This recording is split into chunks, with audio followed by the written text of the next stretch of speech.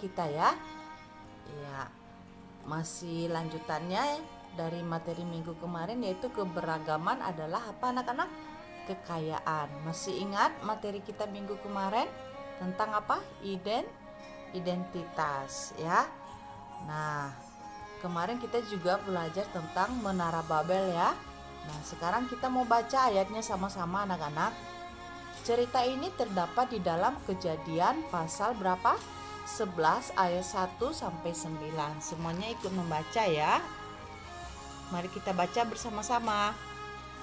Adapun seluruh bumi satu bahasanya dan satu logatnya. Maka berangkatlah mereka ke sebelah timur dan menjumpai tanah datar di tanah Sinear.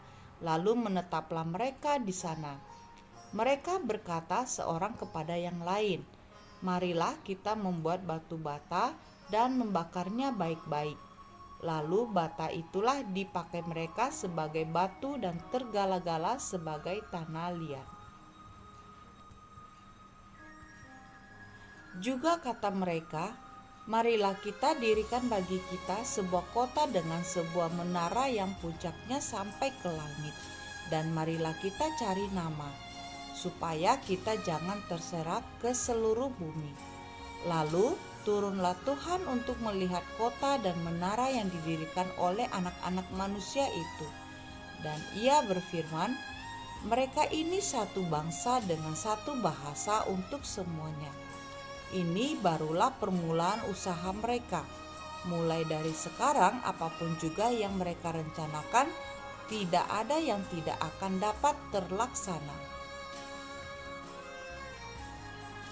Baiklah, kita turun dan mengacau balaukan di sana bahasa mereka, sehingga mereka tidak mengerti lagi bahasa masing-masing.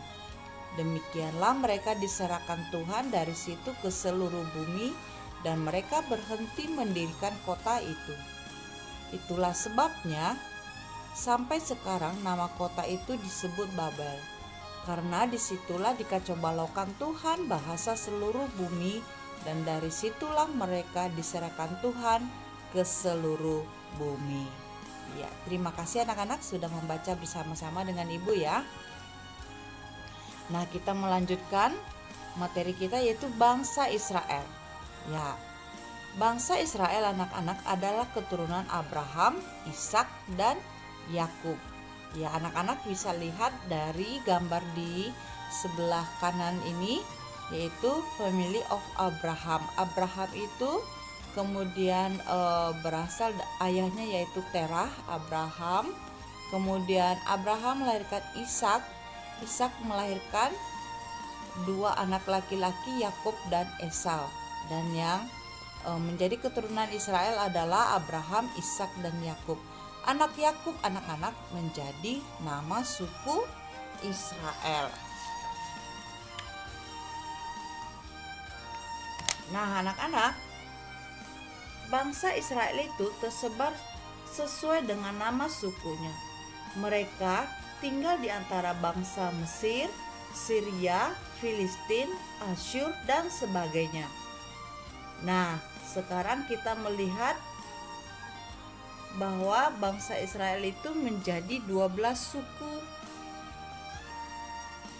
Yang pertama yaitu suku Ruben, kedua suku Simeon, ketiga suku Lewi, keempat suku Yehuda, kelima suku Dan, keenam suku Gad, ketujuh suku Naftali, kedelapan suku Asyer, kesembilan suku Isakar, kesepuluh suku Zebulon, kesebelas suku Yusuf, dan yang terakhir adalah suku apa anak-anak? Benyamin. Di dalam kitab Matius pasal 20 ayat 39b mengatakan demikian. Kita baca sama-sama ya. 1, 2, 3. Kasihilah sesamamu manusia seperti siapa anak-anak? Dirimu sendiri. Kita mengasihi sesama kita seperti kita mengasihi diri kita sendiri ya anak-anak ya. Mengasihi semua orang orang Kristen harus mengasihi semua orang anak-anak. Kita tidak membedakan satu dengan yang lain. Kita mengasihi semuanya. Karena apa? Karena Tuhan Yesus juga mengasihi semua orang. Ya, kita belajar dari Tuhan Yesus yang selalu mengasihi semua orang anak-anak. Nah, ini adalah peta apa ya? Iya betul, peta Indonesia. Kita berada di Indonesia. Kita diciptakan Tuhan, Indonesia diciptakan Tuhan begitu indah dengan banyak pulau anak-anak.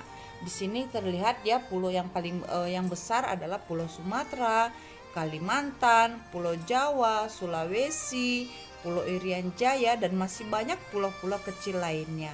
Dan kita dianugerahi Tuhan dengan kekayaan kebudayaan anak-anak. Banyak kekayaan budaya dari Sumatera sampai Irian Jaya, kemudian tanah yang subur, hasil bumi, dan laut yang melimpah. Dan kita anak-anak sebagai orang Indonesia harus bersyukur. Bersyukur itu artinya berterima kasih kepada siapa? Kepada Tuhan. Oleh karena itu kita harus bersyukur kepada Tuhan yang telah memberikan Indonesia tempat hidup kita dan berkarya. Terima kasih Tuhan, negara Indonesia yang begitu luar biasa Tuhan berikan bagi kami. Kami bersyukur buat semuanya.